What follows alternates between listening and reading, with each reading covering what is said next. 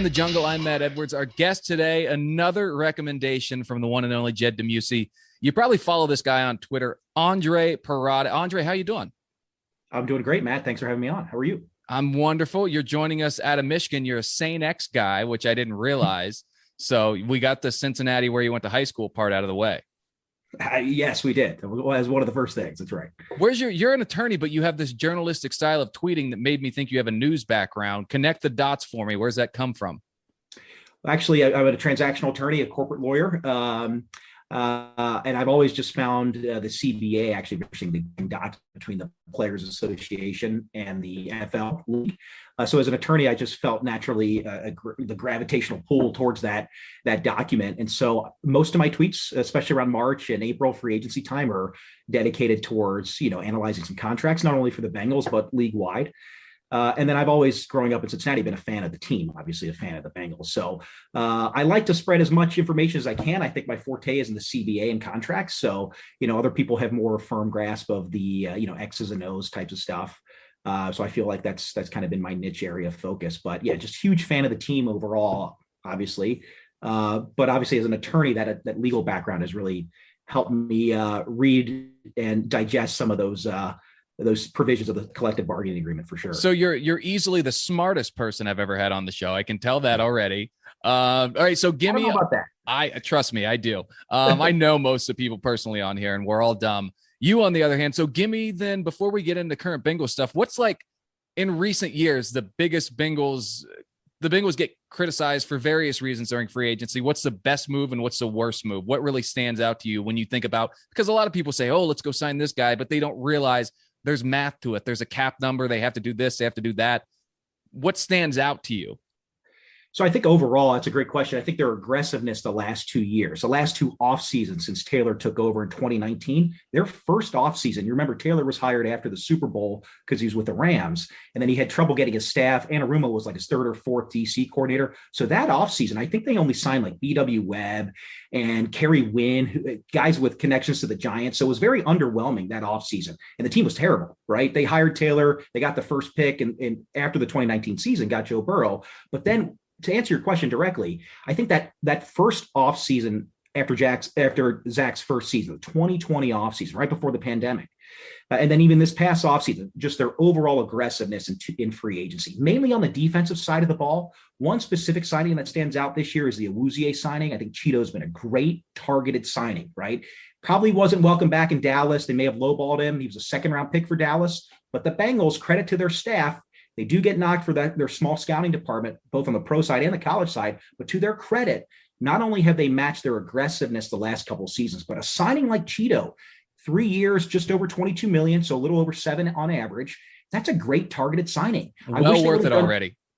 Exactly. Look at the game he played against Green Bay. Yes, I mean, Devontae Adams is an all-pro receiver, but the snaps he had in Cheeto came out a little bit through a nagging injury, I think. But he had a great game. I think PFF gave him a great score. He had that great pick on the sideline of A-Rod. The Bengals squandered that possession after a good run back. But I think a signing like him, right, kind of unheralded at the time, like who is Cheeto Awuzie? I knew about him. I'm a big follower of the draft. I remember when he was drafted in the second round in 2017. But a guy like that, obviously the big money signings like Trey Hendrickson, who really replaced Carl Lawson, or not replaced, maybe the Bengals staff felt he was a better fit. And frankly, that has been born to fruition. I mean, the first 5 weeks, his pressure rate per snap is very high. Obviously, it's 4.5 sacks, but his pressures, which are more the predictive stats, are really high, a really high rate at least. So a Trey Hendrick signing is great. But again, that Cheeto Awuzie, I wish they would have done that and had those types of targeted, the mid-tier guys that you evaluate, you target, you sign, and you plug them in. They fit into your system and you reap the benefits of that. You're not breaking the bank with large guarantees. They really don't do that anyway. But, they gave a good deal to DJ Reader, for example, Trey Hendrickson, even Trey Waynes. Some people are lamenting his injuries, but, that's just kind of the roll of the dice in football. Right. You want the big guys. And I mean, they've done that. These things are going to happen. I mean, the ones you just named, Hendrickson, DJ Reader, and Trey Waynes, 2 out of 3, they signed, or all 3, they signed a big money and they hit on 2 out of 3. It looks like, and I'm not giving up on Waynes yet. And we'll get into that later. Same here. I agree 100%. So I think, those targeted signings, to answer your question specifically, I like the general aggressiveness. And then I like, you don't have to have record-breaking deals. You can target guys and the guys may want to play. It takes 2 to tango on the open market. And I was really encouraged with the Cheeto signing at the time, and obviously the way he's played through the first 5 weeks of the season. So I'd like to see those type of signings moving forward. Maybe at the interior O-line next year, maybe another corner, maybe receiver, because you're going to have Auden Tate likely leave. But those are positive signs when you see a front office kind of adapt to that approach of bringing in outside players. I'm with you. I'm always down for those B+ guys. You don't always have to hit homers. We could talk about that all day. Let's get into what's currently going on with this Bengals team. Some things we're going to talk about: Evan McPherson's current state of mind, Jamar Chase's current place in history, and Andre, the places you'd like to have your ashes spread. That'll all be coming up in the rapid fire segment. But first, let's start here. We'll start here. The Bengals, like, whether we like it or not, we just kind of touched on this, the Bengals are still in a rebuild mode, right? They're still in the later stages of it. Of course, if this is a game of golf, they're probably on hole 14, 15, 16. They're not just teeing off. I mean, Joe Burrow's still got 15 starts under his belt in the NFL. 60% of the year, or 60% of the offensive line wasn't here a year ago today. When you look at Quentin Spain, Jackson Carman, and Riley Reif, and they've got a head coach who just now got his guys. So when you look at this thing as nearly complete, there's two things I wanted to point out that I really like about what we've seen so far. Sunday was the best, and I know people don't like to say this, was the best loss in a long time. You're talking about a team that's been to 2 straight NFC championships, an all-time quarterback who's been shooting the lights out recently, and the Bengals hung with them all the way down to the wire, as we saw. The Bengals have won 6 games in 2 years, and this is a Packers team that's been a perennial contender for a while now. I'm not the guy who wants the players to come out and claim a moral victory, but I'm fine saying it, and I think it raises the bar. I said when the season started, I just wanted this team to get into a position where when December rolled around, they had a shot at the playoffs. Already through 5 games, that bar has been raised. This team is legit. We know injuries and free agency happen sometimes, so these windows, they can go away quick, even though Joe Burrow is going to be here hopefully for the next, if he's Tom Brady, 25, 30 years. But the eyes tell me, Andre, this is a playoff team. Do I need to take off the orange and black glasses, or am I right? Well, who knows? I mean, the time will tell if you're right or not. But I do share your optimistic view. I actually do. I tweeted out, I think that the minute before the season started, the regular season started, 12:50. Now you can look at the timestamp of the tweet. It was before the kickoff of the Minnesota Vikings game. I tweeted out 10-6-1. It actually looked like they were going to go for that tie in that first week too. So I still got a tie to get me through. I had a chance last week as well. But so I tweeted out 10 wins based on the fact really of the progression that I just anticipated to see from Joe Burrow. And Joe Burrow is just a star player. Obviously through the 2 costly picks last week. But the positive plays that he brings, the escapability from the pocket, his pocket awareness and movement within it. The touchdown to Jamar Chase is a great example from this past weekend. Buying extra time, rolling to his right. He makes that play. That's not the design of that play. That's just him backyard footballing with Jamar Chase, a guy he's got great rapport with, obviously. To your point about the game with the Packers, yeah, I mean, obviously there are no moral victories. It's good to see Taylor say that, but I agree with your underlying point. Yes, they hung with them. I will offer a little bit of counter to that, just the lawyer in me, and just speaking logically, the Packers were missing a lot of guys. Jair Alexander just went on IR for the week before. A lot of their edge rushers were missing. Preston Smith did have a nice sack in that game, I think against Jonah. Rashawn Gary made a nice couple run stops, so he didn't affect the passing game that much, but they were down Zadarius Smith, who's their highly rated pass rusher. They were down a couple offensive linemen too. Bakhtiari, their stud left tackle, was not playing at all. He hasn't played this year. So with all those factors in, and McPherson missing 2 kicks, yes, Green Bay, their kicker missed 2 kicks. He missed more than that. Obviously, he missed 3 kicks, I think. 3 kicks and a PAT, yeah. Yeah, and the PAT, that's right. Mason missed that. So with all those factors in, it's like it's going to make it sting even more. Yes, I do agree that overall they showed they can play, especially they still had Aaron Rodgers, right? And Devontae Adams and Aaron Jones. They had their stud offensive skill players, and we still competed with them. We held them to less than 25 points in regulation. They didn't score 25 points. In fact, after the long pass to Devontae Adams and even the long Aaron Jones run after they tied it, the defense they didn't break. Yeah. One of those was the missed kick, the mixed field goal, and the other one was a converted field goal, I believe. But they did defend themselves pretty well after giving up those long plays. So The loss still stings to me. Obviously, moving on, they got to pay attention to Detroit coming up this weekend. They got to beat this Lions team because this Lions team is not as bad as they are 0-5. They're not very good overall, to be honest. They should win. So they got to focus solely on Detroit. But that loss is going to sting come the end of the year. And I think, though, the one silver lining is the losses to these NFC teams. The Bears lost against 3 points again. The Packers lost in the tiebreaker hierarchy. Obviously, they're the most meaningless losses, really. They won't factor into the tiebreaker points, which is, to your point, are they a playoff team? I think potentially yes. You look at the other AFC teams, Kansas City already has 3 losses. They've been in the last 2 Super Bowls for the AFC. Kansas City's still getting in, though. We all agree on that. Oh, for right? sure. No doubt. No, I'm just saying how open the NFC is, right? I mean, the Raiders, for example, they're now a train wreck with their coaching situation, but they started off 3-0. They beat our 2 AFC North rivals. They beat Baltimore and Pittsburgh on the road. Baltimore at home, they beat Pittsburgh on the road. So I do think there's an opening, not just for playoffs. I think potentially we'll see in 2 weeks when they play the Ravens. Of course, you're assuming everybody stays healthy. Any injury, of course, if the Bengals suffer an injury to Joe Burrow, God forbid, or the Ravens to Lamar Jackson, that changes everything, of course. So you can never tell. That's why I hate projecting out schedules the rest of the way after only 5 weeks. The NFL really is a week-to-week league. You got to take care of your business the week that's in front of you and then see where the chips fall at the end. That's why that loss is still going to sting, because at the end, you just count your wins and losses and maybe your ties.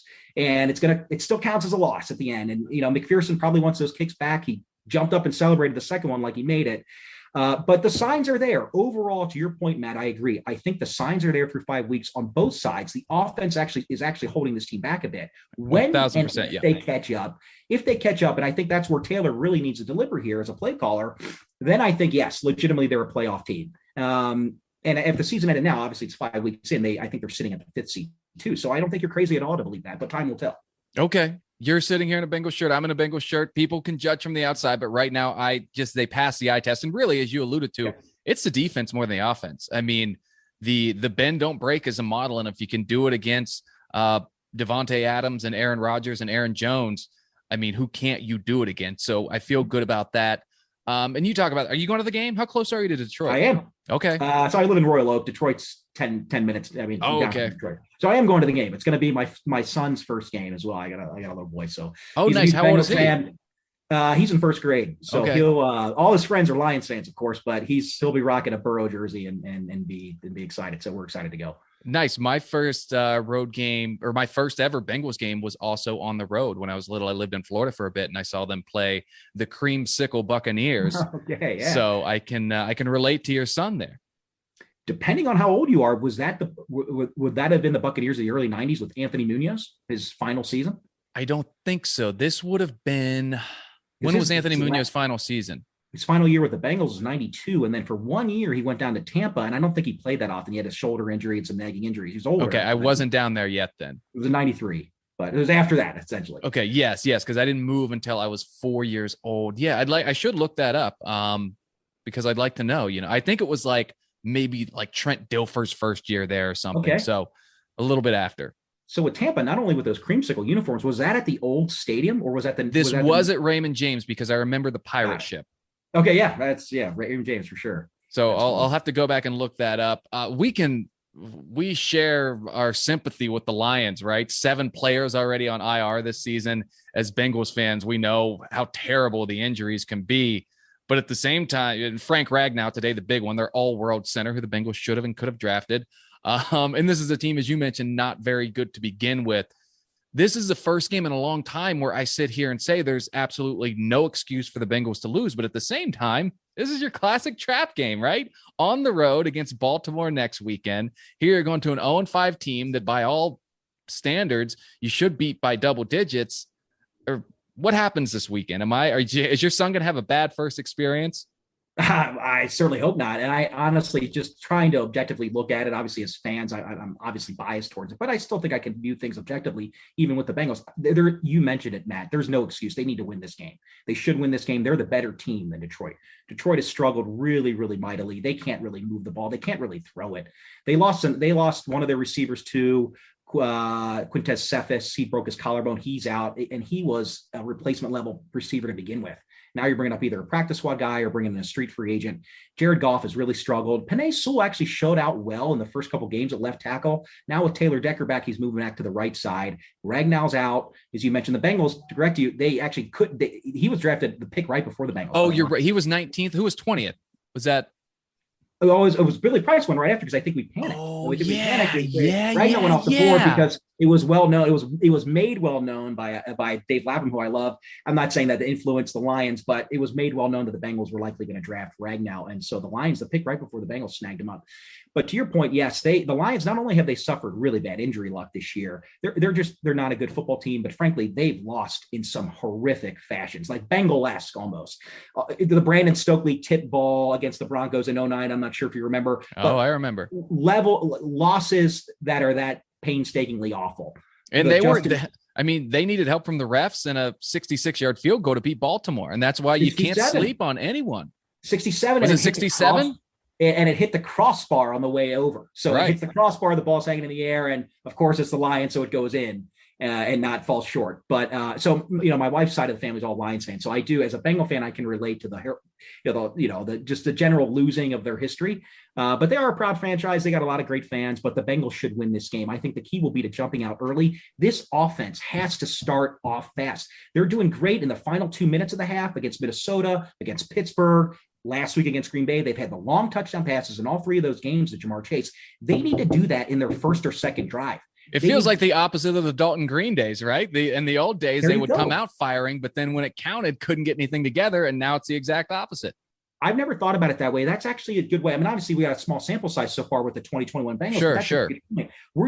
And this is exactly, if you let a team like the Lions hang around, for example, they don't have enough firepower. But if you're going to be, wasting possessions, essentially wasting turnover and field position, and scoring maybe 2 touchdowns and 2 field goals and scoring maybe 21 points, the Lions at home can score 24 and beat you. The Bengals, this needs to be the game where their offense scores 30 points, ideally has 3 touchdowns by halftime, and this game is over by half. The crowd's going to be booing the Lions. They're going to be potentially off to an 0-6 start. It's not going to take long for the crowd to turn on them and create an atmosphere where half the stands are empty. It's going to look like last year for COVID, ideally, because the Bengals hopefully jump on them early. And they have the horses in the barn to do that. They need to target, I think, Chase early down the field, a couple deep shots, like they did this week. Joe Burrow got hit low on one of the passes. It was the play that Samaje Perine got blown up on the blitz pickup. But that was a go throw to Jamar Chase, an attempted deep ball early on.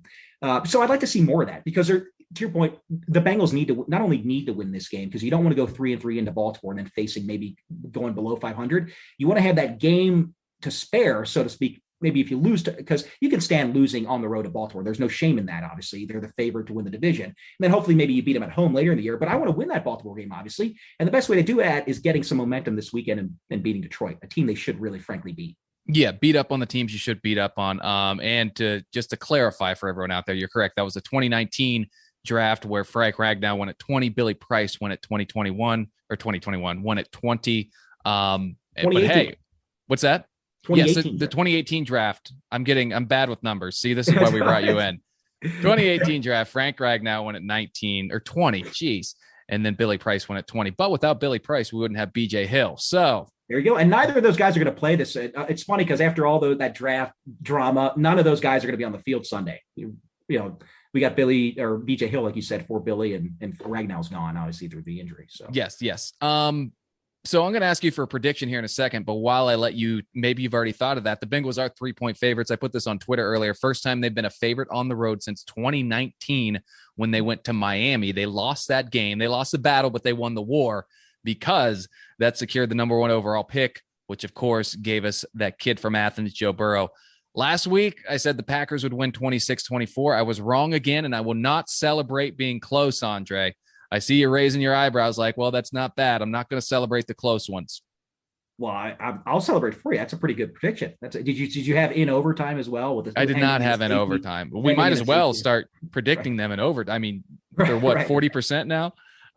This week, I like the Bengals 27-26. Look, I hope they get to 30 points. They should, or 27-16. I'm sorry. Telling you the number's not good. I'm not used to being up this late, man. It's 9-10. Jeez, I don't know how you guys do it. Bengals 27-16. I I need to see them get to 30 points at this point before I'm going to believe it. They've just, like you said, the slow starts. And I know it's the Lions and I know they stink, but they're also an 0-5 team of professional football players. And they're going to be playing pissed off. That's what these guys, for as bad as the Lions are by NFL standards, those are still pros out there. They still have a quarterback who's been to a Super Bowl. They still have guys on that team who are higher round picks who have higher expectations for themselves.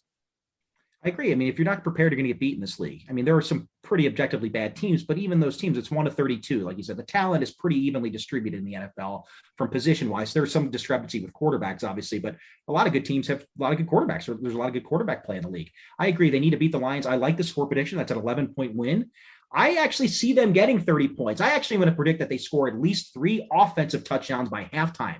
Oh, okay. Maybe because I'm going to the game and I want to get those good vibes started early in the week. But so I think they'll have 21 points at half. And to just throw out a final score, I'm going to stick with the 11-point margin that you have. I'm going to say 31-20 Bengals final. Okay. I like it. We both got them covering 3-point favorites on the road. And I usually do 3 topics, but the rapid fire today has a little more meat on it. So let's get into that. With rapid fire, I tell people this every week. It's called rapid fire, but you can really take as much time as you want on each question. Some football related, some not. Anything else you want to say on the Lions before we move on to this? No, I mean, I hope they don't lose every game this year because the Detroit fans have been through a lot over the past decade. And right. I do hope they fall to 0-6, and I don't care if they lose by 50. When they play the Bengals, it's the Houday time. So I do think the Bengals win this weekend. So hopefully they prove us right. They definitely should. All right, let's get into it. What was the last movie you watched? You have kids, so maybe it was who knows what it was. You tell me, last movie you watched and how was it? Yeah, it was a Disney Pixar movie. It was actually called Luca. That came out. Great movie. I've seen it. Okay, I've seen it multiple times in this household. It was a fun movie. So most of my movies now with kids that I tend to watch are children's movies. So you tend to go that route once the little ones are around. Yes, my wife and I think fiance, when it came out, we watched it, and I'm with you. It's one of those ones that you saw, and even as an adult, you're like, this is going to be a cool movie, and we enjoyed it. Back to the Bengals. On a scale of 1 to 10, what's your level of concern for Evan McPherson?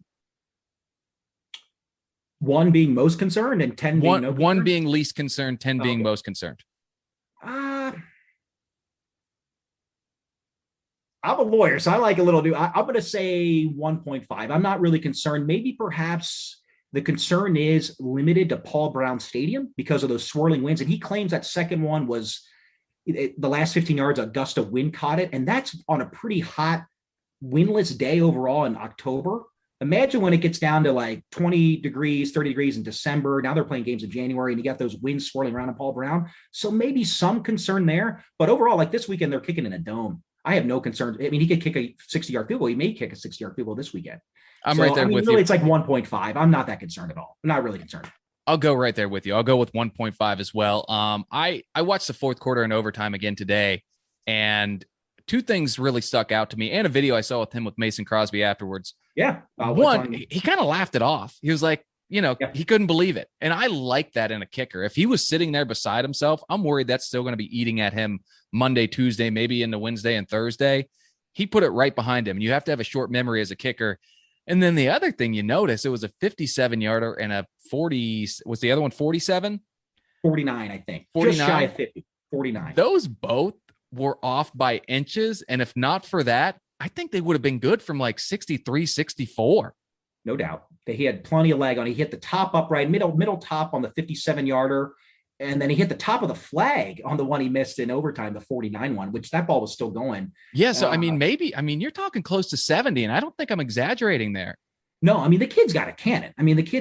I just wish, they were comfortable putting it on his foot, literally from 57 yards and then 49. I just wish they were more comfortable putting it in Joe's arms on those third downs. I get wanting to run the ball and having Green Bay use their final timeout. I get the game strategy there in the end of regulation.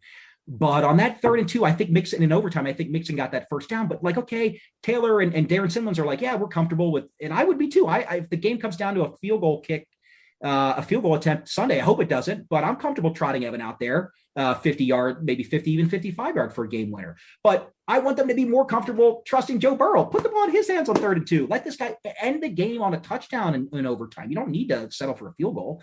Anyway, that's a different argument. But I don't know how we got off of that on that tangent talking about my level of concern for McPherson. I really don't have any concern with him. And to your point, I didn't think of it that way. I have seen the clip. I'm going to watch it later tonight on Inside the NFL of him laughing out. He's talking to the Packers kicker at the end, and Huber, I think, is in there. Yeah, Huber's standing there. And then the Packer kicker congratulates. I think it's Darren Simmons who comes over and congratulates him. Sure. Yep. And he's laughing it off. I didn't think about it too much, but now that you mention it, I think that's a good sign. You're right. I mean, he knows that.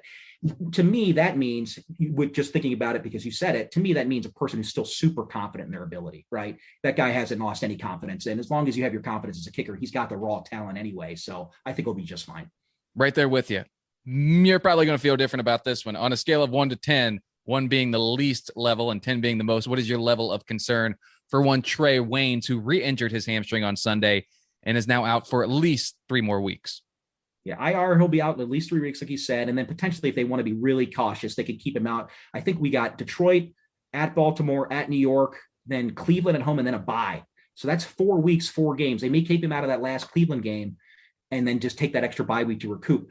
Level of concern, I mean, he played okay, I guess, in his debut against Jacksonville. He played okay on Sunday against the Packers. Signed that big money deal. For some reason, I haven't given up on Trey Waynes. I still think, he is what he is. He's a solid number 2. He's not a shutdown corner. He's not a guy who can just cancel out the opposing team's best receiver. And we are paying him a lot of money, but they can afford to pay him. They're that $14 million a year on the cap.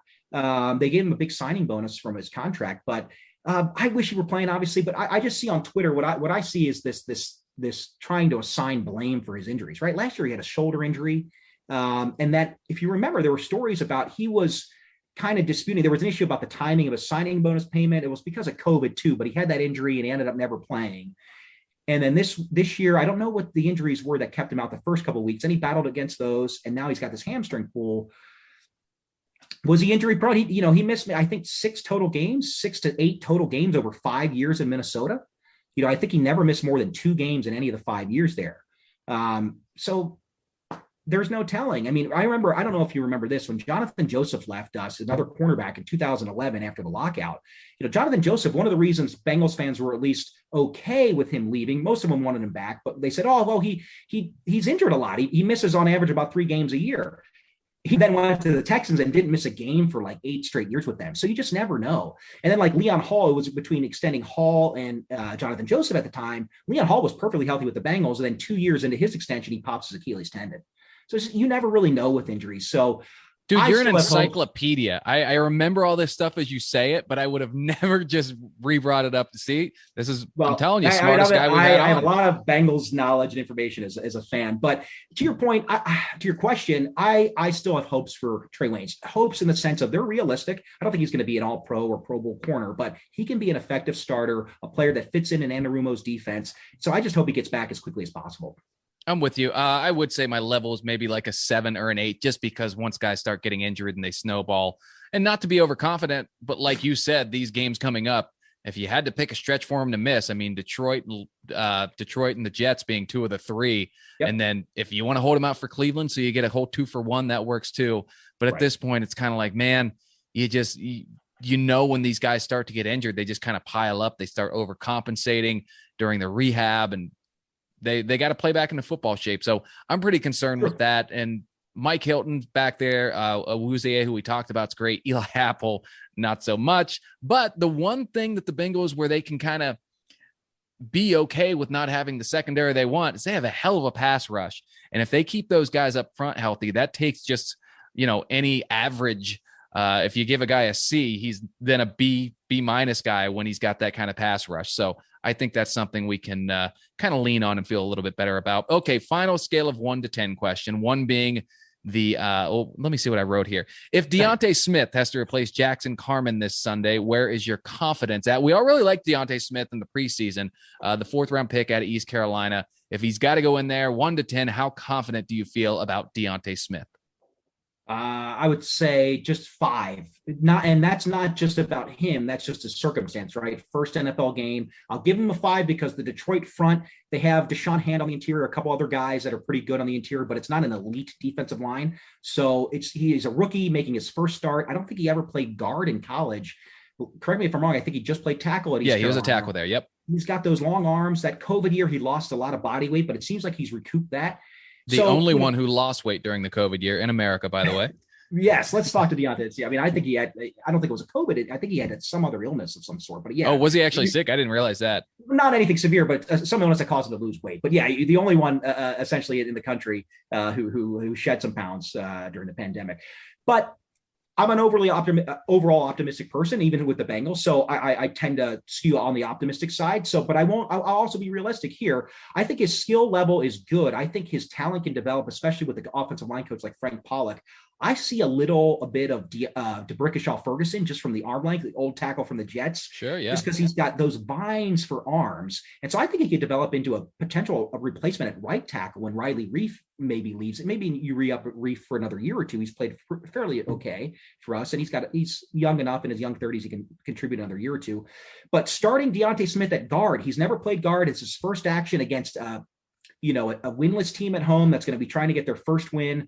Yes, Detroit's line is not filled with it's not the Chicago Bears line. It's there's no Kenny Clark. Green Bay was missing a lot of edge rushers, but they still have Kenny Clark as an all-world defensive tackle. There's none of that in Detroit's line.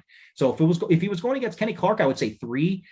But I think Deontay Smith is probably going to play left guard. And so you'll have Jonah on his left side, and you'll have Trey on his right side too. So 2 veterans. I think Quentin Spain would kick to right guard because I don't think Deontay could play. I don't think in preseason he played right guard. I think when he came in, he was at left guard. I think you're right now that you say don't that. Quote me on that. So it's a 5, right? We'll see. He's a rookie. Look at Jackson Carman. Jackson Carman never played guard too. Was a tackle in college. Is more stout than Deontay is. He's thicker. And he's kind of struggled. He's played well, but PFF has kind of been harsh on Jackson Carman a little bit. But I think Jackson Carman is going to develop into a starting right guard and potentially even tackle. He's out of COVID. So long-winded answer, as I tend to give. We'll see. And I know that doesn't answer anything. I'm at a 5. If he has to start, I think he's going to start at left guard. I think the veterans to either side are going to help him out. But if you remember, and I knock on wood here, and I'm not saying this, but it was the left guard position that caused Joe Burrow's injury. It wasn't, people are concerned, he's running out of the pocket. Aaron Rodgers told him to slide, which is wise, but you're just as likely to get injured in the pocket, taking low hits, your body being contorted in all ways, just as, running outside of the pocket. So that's why I'm kind of concerned a little bit, not with his play, but it's a rookie guard starting in an interior position. And that pressure up the middle, we see how nasty he can get if it really is not working right. But, I have faith in Deontay, and if he has to start, I think he'll do an okay job. And I think it'll be passable enough for the Bengals to win. No one talks about guards on their podcast quite like I do. I'm right there with you. I'll give him a 6 just because I like him fine against Detroit. Again, not to be overconfident, but if there's a team you want to put your rookie 4th round pick in to protect the franchise, this is where you do it. I don't feel good about him or Jackson Carman against Baltimore in a couple of weeks, but we'll get there when we get there. By the way, Jackson Carman and Samaje Perine both on the COVID list. They could still, I didn't see why. I don't think either tested positive. So I'm not exactly sure what happened. Did you see? I looked, and unless I just missed it. I'm not sure if they've tested positive. I think if you're even a close contact, that's what it must be. Because, but my understanding is if you test negative, if 2 negative tests within 24 hours and you show no symptoms, if you're vaccinated, I think then you can come back. So there's still a chance they could play this week, but we'll see. But I haven't heard anything other than they're just on the list, to your point, right? Right. I did see with Jackson Carman, it was possible he could still play Sunday. So I would assume it's not a positive test. What is John Gruden's next job? Oh, boy. I don't mean to make light of the situation, obviously. Oh, make all the light you want. Well, no, but he did on ESPN, which some of those emails, he was employed at ESPN at the time, if the dates correspond correctly. And I remember the pre-draft show because I love the draft. I mentioned DeBrickashaw Ferguson and all those other random stats I threw out because I watched it. I remember when the draft was on Saturday and Sunday. I'm with you. Oh, you do remember that? Oh yeah. But it was Christmas morning. It is Christmas night now, Christmas Eve, I guess, being the opening round on Thursday. But John Gruden on ESPN, he would take like the top quarterbacks in the league or in the draft class and meet with them for their Fired Football Coaches Association. So. Maybe he could trademark that and just, I don't know. I don't think he has a future in the NFL in all seriousness. I don't think how he can come back. The Tampa Bay Bucks are taking him out of their Ring of Honor. He's the only coach that won a Super Bowl for them. I do think it is funny, taking nothing away from, the seriousness of what in those emails and the issues he's talking about. I think, the NFL the Raiders had no choice but to part ways there. And, he should hang his head in shame, sending those over any type of email, but certainly a work email. But the Bucks have like Warren Sapp in their Right. That's what everyone is saying. Warren Sapp's had a lot of, and I'm not singling out Warren Sapp. I'm not I don't mean to judge anybody. Well, you even look at Antonio Brown and Richard Sherman, Antonio who are on Brown's the roster now. Yeah. Right. So I'm not trying to draw parallels or trying to point out hypocrisy. I'm just saying, it's a terrible situation. And obviously there was justice done, at least in the eyes of the Raiders, where they thought he was no longer in a position to be in a leadership role. And that's what the head coach is. And I think the NFL is moving towards that, right? The whole, the disparaging remarks he's saying about women officials. We've had a handful, I think, of women officials who are doing a great job. If you can officiate, you can officiate. It doesn't matter. I'm going to yell if you can't. Yeah, the dudes, from what I've seen, aren't very good at it. So there are plenty of them, right? Yeah. So to make those disparaging remarks, and I know the Bengals, for example, have a couple of females in their front office who do a great job. So, yeah. Elizabeth Blackburn, what she's done this offseason has been maybe as good as anything we've seen since Paul Brown was alive. Phenomenal stuff in terms of fan engagement. She's director of strategy. I think she's doing a great job. And ultimately, and she's always made this point too, what really matters at the end is winning on the field. And they have done that through 5 games. They've won more than they lost. Probably should have won more this last Sunday. But so I don't know what John Gruden's next job is. Frankly, I don't care. He's made enough money. He's won a ring. I think maybe some introspection on his part is deserved, is warranted. And, whatever he wants to do, I am a firm believer in second chances, obviously, but I'm not going to be thinking about John Gruden or what he's going to be doing. I'll be worried about the Bengals, obviously. I said yesterday he can start a podcast sponsored by Chick-fil-A. In all seriousness, he had to resign. All the progress the NFL has made, and good on him for not trying to put up a fight and come out and give an apology tour. Literally 2 hours after that New York Times report came out, he resigned, and maybe he was told to. At any rate, he should have, even the comments he made about D. Smith, the head of the Players Association, right? Were those fireable? I don't know, but they're still nonetheless, unbecoming and frankly disgusting, right? He's got players on his team, and he just can't make those comments, about people like that.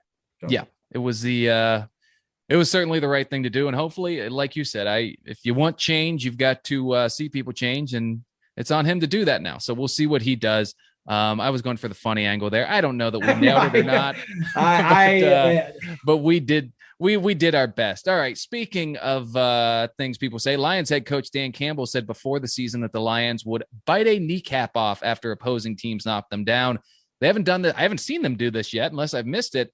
So if you could pick any NFL player for the Lions to bite this season, keeping in mind they play the entire AFC North, whose kneecap are you picking them to bite?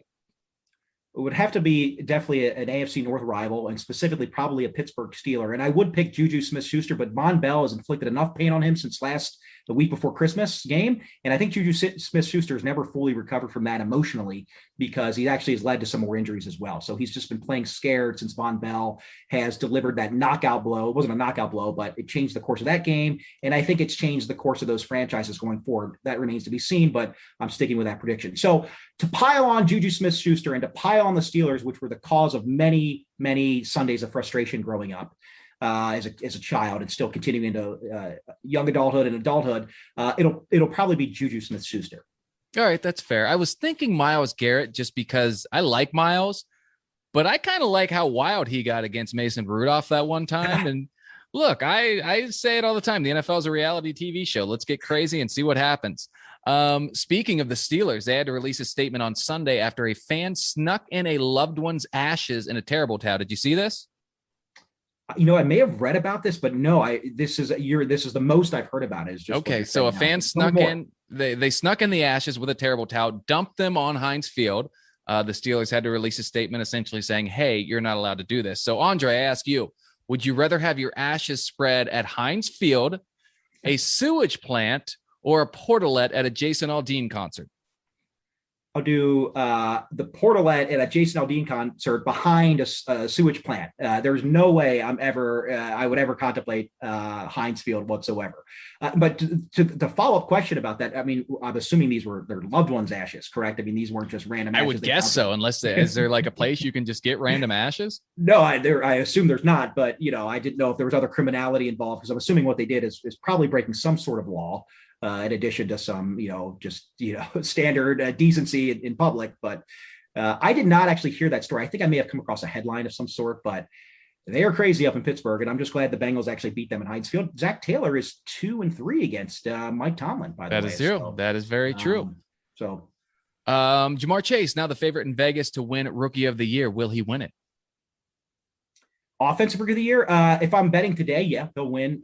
The only way I see Ja'Marr Chase not winning it at this point is, knock on wood, he gets injured and misses considerable time, or is out for the year early on and misses the rest of the year, or a quarterback in a bigger market. So, obviously Jacksonville with Trevor Lawrence, if he catches fire at the end of the year, he's a quarterback. So that naturally people are just naturally drawn to that. But I think if Zach Wilson, the Jets are pretty bad, and Zach Wilson's been pretty bad. He's had some stretches of play where you're like, okay, you kind of see a little bit of maybe a Josh Allen, different body build, of course, but the maneuverability and the off script stuff. So I think if Zach Wilson in the New York market, I mean, the Jets are bad, right? They're not predicted to win many games. They got one win. If they, towards the end of the year, right? Because the vote happens at the end. If the Bengals tail off and Ja'Marr Chase, his trajectory tails off, and Zach Wilson kind of picks up a little bit, and maybe the Jets win like 6 games, right? They're still bad. They'd be 6-10 and 6-11. I could see Zach Wilson just as a quarterback, but he'd have to pick up the pace of what he's currently at. And I just don't see that happening. But to answer your question, as you can tell, I like giving long-winded answers because I like to cover all bases. But I do think Ja'Marr Chase today will win the Offensive Rookie of the Year. The only way I don't see that happening is if it goes to a quarterback. All great lawyers cover all the bases, so don't apologize for that. I'm with you. I think the only real threats at this point would be Mac Jones or Justin Fields, if one of them, and kind of the same reason you just mentioned. My thing is, if you didn't give it to Justin Jefferson last year, when will you give it to a receiver? So we'll see. I don't care. I want to see him play in week 19 or week 20. Let's not. I want to see him play in the postseason. That's what I'm looking for. And finally, almost finally, give me your current pet peeve. Okay, so it's just being a work pet peeve, but I've had it at the various places I've worked as an attorney, and even before. It's when it's with regarding to, it's appropriate with Gruda, it's with emails, right? So when somebody sends an email, and obviously people are working remotely now, but back in the office days, if somebody would send an email and they would come down literally less than 5 minutes and say, "Did you get my email?" Well, I mean, yes, I got it. Do you need me to respond right away? Why did you just come down? Why did you send email? Or when they flag the email as important with that little red flag, and I'm talking about work email with Microsoft Outlook, flag everything is important type thing. That's a pet peeve of mine in a professional setting. And maybe just the overall point of this is we should maybe do away with email, right? It's gotten people in trouble. It annoys the heck out of me. And frankly, our parents growing up when they were on vacation, they weren't checking emails on their phone. They were truly on vacation. So maybe just emails, not just the type of emails and what people do with them. I just get annoyed, and emails are the source of a lot of pet peeves. That's a good point. We should ban emails. The one I'll mention this week, because the Bengals are in Detroit. Now, let's hope this ends this weekend.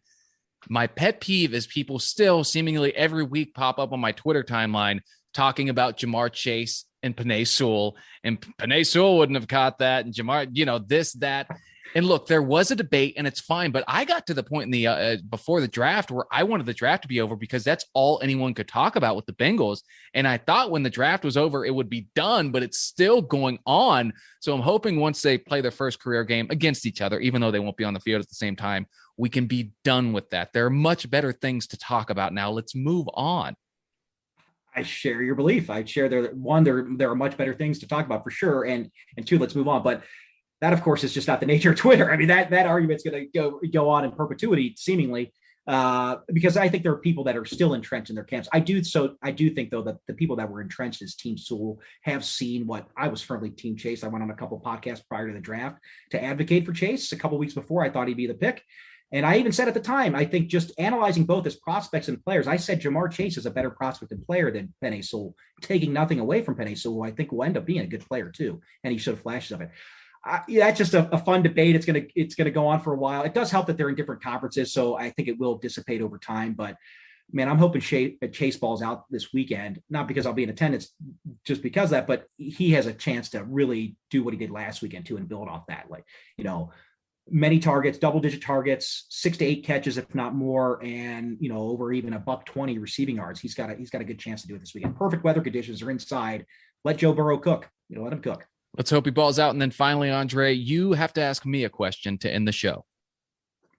So you're not from Cincinnati, you told me when we started. I believe you're from Ohio, but most Ohioans, I like to consider Cincinnati a republic, down the southwest corner of the state. Not too many Bengals fans outside of Cincinnati. How did you become a Bengals fan? So I am from Muskingum County, Ohio, which is literally about 2 hours, 45 minutes from Cleveland, Cincinnati, and Pittsburgh. So we've got a good mix there. Yeah. However, for me, my dad's a Bengals fan. So I came home from the hospital in a Bengals onesie. Yeah. I think I was like 4 or 5 years old before I realized there was another team. So I didn't have to make the decision. It was made for me. I'm doing the same thing to my son. So hopefully, and he's growing up with Lions fans. Luckily, they're not that good, but you have a smart dad and a great dad. So that's it turned out well. Yes, he's wonderful. Now, if I could just see them win a playoff game in my lifetime, I will thank him for doing this to me. Andre, thank you so much for coming on here. I've had a blast. Tell people anything you want. They can find you on Twitter. I'll tag you, but it's Andre Perrotta 13. And what else? Tell anything you want to say at this point. I just want to say thanks for having me on. I really enjoyed it. I enjoyed talking before we were recording here, and I'd love to do it again if you're so willing. And looking forward to a fun season. Hopefully they win this weekend, but I'm really looking forward to what should be a good remaining 12 games here, and then hopefully more. Yes, hopefully more. We'll do it again sometime. We might have to work. The people aren't going to see the video of this, but we might have to work on that lion blue and what I think is your basement, by the way. We might have to paint that orange. And that's because my wife's side of the family is all Lions fans. You're right about that. You're right. That's why I had to rock the Bengals stuff. There you go. I appreciate it, Andre. We'll do it again sometime. Enjoy yourself this weekend. I will. Thanks, Matt. Appreciate you having me on. It's in the jungle. If you like it, give it a 5-star rating. Tell a friend about it. If you don't, there's a lot of other podcasts you can listen to. I'm Matt Edwards. You can find me on Twitter @Matt Edwards. Thanks so much for tuning in. We'll see you next week.